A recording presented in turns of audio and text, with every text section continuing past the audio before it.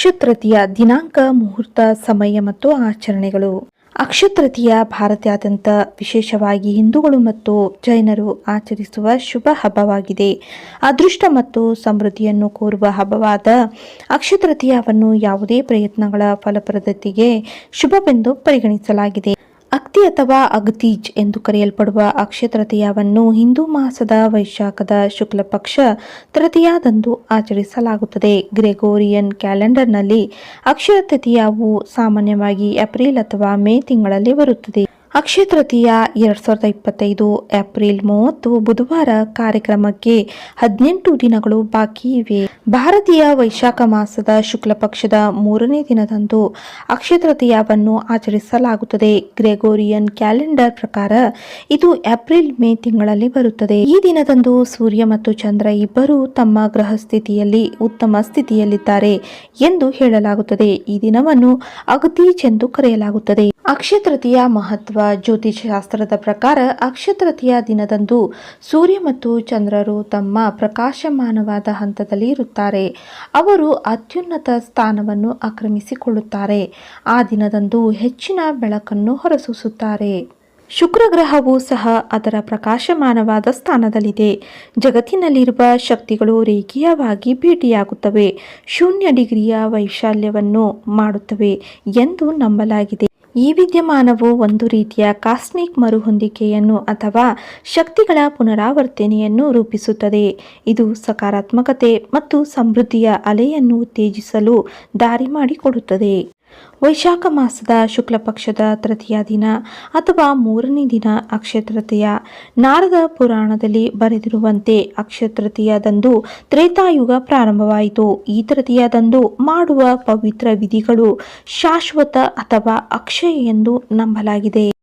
ಸತ್ಯಯುಗ ಅಥವಾ ತ್ರೈತ್ಯಯುಗಗಳು ವೈಶಾಖ ಮಾಸದ ಶುಕ್ಲ ಪಕ್ಷದಲ್ಲಿ ಪ್ರಾರಂಭವಾದರೆ, ದ್ವಾಪರ ಯುಗವು ಮಾಘ ಮಾಸದ ಕೃಷ್ಣ ಪಕ್ಷದಲ್ಲಿ ಮತ್ತು ಕಲಿಯುಗವು ಭಾದ್ರಪದ ಮಾಸದ ಕೃಷ್ಣ ಪಕ್ಷದಲ್ಲಿ ಪ್ರಾರಂಭವಾಯಿತು ಎಂದು ತಿಳಿದುಬಂದಿದೆ.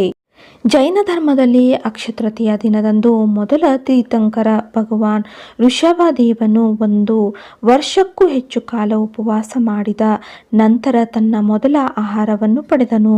6 ತಿಂಗಳು ಧ್ಯಾನದಲ್ಲಿ ಕಳೆದ ಭಗವಾನ್ ಋಷಭದೇವನು ಸರಿಯಾದ ಶಿಸ್ತಿನಲ್ಲಿ ಸರಿಯಾದ ಆಚರಣೆಗಳೊಂದಿಗೆ ತನ್ನ ಮೊದಲ ಆಹಾರ ನೀಡುವ ವ್ಯಕ್ತಿಯನ್ನು ಹುಡುಕುತ್ತಾ ಮತ್ತೊಂದು 6 ತಿಂಗಳುಗಳನ್ನು ಕಳೆದನು. ಅವಧಿಯ ನಂತರವೇ ಅವನು ಹಸ್ತಿನಾಪುರದ ರಾಜ ಶ್ರೇಯಸ್ಸನನ್ನು ಭೇಟಿಯಾದನು. ರಾಜ ಶ್ರೇಯಸ್ಸನು ತನ್ನ ಹಿಂದಿನ ಜೀವನದ ನೆನಪುಗಳಿಂದ ಆಹಾರಚರ್ಯದ ಶಿಸ್ತನ್ನು ಗ್ರಹಿಸಿದನು ಮತ್ತು ನಿರ್ವಹಿಸಿದನು, ಮತ್ತು ಅವನು ಭಗವಾನ್ ಋಷಭದೇವನಿಗೆ ಕಬ್ಬಿಣ ರಸವನ್ನು ಅರ್ಪಿಸಿದಾಗ ಮಾತ್ರ ತೀರ್ಥಂಕರನು ತನ್ನ ಉಪವಾಸವನ್ನು ಮುರಿದನು. ಹೀಗಾಗಿ ಅಕ್ಷಯ ತೃತೀಯವು ಶುಭ ದಿನವಾಯಿತು.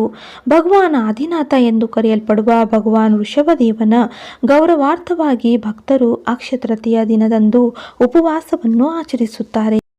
ಈ ದಿನದಂದು ಗಣೇಶ ಮತ್ತು ವೇದವ್ಯಾಸರು ಮಹಾಭಾರತವನ್ನು ಬರೆದರು. ಈ ದಿನವನ್ನು ವಿಷ್ಣುವಿನ 6ನೇ ಅವತಾರವಾದ ಪರಶುರಾಮನ ಜನ್ಮದಿನಾಚರಣೆಯಾಗಿಯೂ ಆಚರಿಸಲಾಗುತ್ತದೆ. ಈ ದಿನ ದೇವಿ ಅನ್ನಪೂರ್ಣ ಜನಿಸಿದಳು. ಈ ದಿನದಂದು ಶ್ರೀಕೃಷ್ಣನು ತನ್ನ ಬಡ ಸ್ನೇಹಿತ ಸುಧಾಮನಿಗೆ ಸಂಪತ್ತು ಮತ್ತು ಆರ್ಥಿಕ ಲಾಭವನ್ನು ದಯಪಾಲಿಸಿದನು. ಅವನು ಸಹಾಯಕ್ಕಾಗಿ ತನ್ನ ರಕ್ಷಣೆಗೆ ಬಂದನು. ಮಹಾಭಾರತದ ಪ್ರಕಾರ ಈ ದಿನದಂದು ಶ್ರೀಕೃಷ್ಣನು ಪಾಂಡವರು ವನವಾಸದಲ್ಲಿದ್ದಾಗ ಅಕ್ಷಯ ಪಾತ್ರವನ್ನು ಅವರಿಗೆ ಅರ್ಪಿಸಿದನು. ಅವರನ್ನು ಎಂದಿಗೂ ಹಸಿವಿನಿಂದ ಬಿಡದ ಆ ಪರಿಮಿತ ಪ್ರಮಾಣದ ಆಹಾರವನ್ನು ಉತ್ಪಾದಿಸುವ ಈ ಬಟ್ಟಲನ್ನು ಅವನು ಅವರಿಗೆ ಆಶೀರ್ವದಿಸಿದನು. ಈ ದಿನದಂದು ಗಂಗಾ ನದಿಯು ಸ್ವರ್ಗದಿಂದ ಭೂಮಿಯ ಮೇಲೆ ಇಳಿಯಿತು. ಈ ದಿನದಂದು ಕುಬೇರನು ಲಕ್ಷ್ಮೀ ದೇವಿಯನ್ನು ಪೂಜಿಸಿದನು ಮತ್ತು ಆದ್ದರಿಂದ ಅವನಿಗೆ ದೇವತೆಗಳ ಕೋಶಾಧಿಕಾರಿಯ ಕೆಲಸವನ್ನು ವಹಿಸಲಾಯಿತು. ಜೈನ ಧರ್ಮದಲ್ಲಿ ಈ ದಿನವನ್ನು ಅವರ ಮೊದಲ ದೇವರು ಆದಿನಾಥನನ್ನು ಸ್ಮರಿಸಲು ಆಚರಿಸಲಾಗುತ್ತದೆ. ಅಕ್ಷಯ ತೃತೀಯದಂದು ಚಿನ್ನ ಖರೀದಿಸುವುದು ಶುಭವೆಂದು ಏಕೆ ಪರಿಗಣಿಸಲಾಗಿದೆ? ಕುಬೇರನು ಅಸಾಧಾರಣವಾಗಿ ಶ್ರೀಮಂತನಾಗಿದ್ದು ಅವನು ಸಂಪತ್ತು ಮತ್ತು ಸಂಪತ್ತಿನ ದೇವರ ಸ್ಥಾನಮಾನವನ್ನು ಪಡೆದನು ಮತ್ತು ಅಕ್ಷಯ ತೃತೀಯ ದಿನದಂದು ಶಿವನು ಅವನನ್ನು ದೇವತೆಗಳ ಖಜಾಂಚಿಯಾಗಿ ನಿರ್ಮಿಸಿದನು. ಅಕ್ಷಯ ತೃತೀಯದ ದಿನದಂದು ಖರೀದಿಸಿದ ಮತ್ತು ಪಡೆದುಕೊಂಡ ಯಾವುದೇ ಕಾರ್ಯವು ವೃದ್ಧಿಯಾಗುತ್ತದೆ ಮತ್ತು ಉಳಿಸುತ್ತದೆ ಮತ್ತು ಈ ದಿನದಂದು ಮಾಡುವ ಯಾವುದೇ ಕಾರ್ಯವು ಯಶಸ್ಸನ್ನು ಪಡೆಯುತ್ತದೆ ಎಂದು ನಂಬಲಾಗಿದೆ. ಆದ್ದರಿಂದ ಅಕ್ಷಯ ತೃತೀಯ ದಿನದಂದು ಚಿನ್ನ ಮತ್ತು ಬೆಲೆ ಬಾಳುವ ವಸ್ತುಗಳನ್ನು ಖರೀದಿಸುವುದು ಶುಭವೆಂದು ಪರಿಗಣಿಸಲಾಗಿದೆ. ಇಂತಹ ಉಪಯುಕ್ತ ಮಾಹಿತಿಯೊಂದಿಗೆ ಮುಂದಿನ ವಿಡಿಯೋದಲ್ಲಿ ಸಿಗೋಣ. ಇವತ್ತಿನ ಈ ವಿಡಿಯೋ ನಿಮಗೆಲ್ಲ ಇಷ್ಟವಾದಲ್ಲಿ ಲೈಕ್ ಮಾಡಿ, ಶೇರ್ ಮಾಡಿ, ಹಾಗೆ ಸಬ್ಸ್ಕ್ರೈಬ್ ಮಾಡಿ. ಧನ್ಯವಾದಗಳು.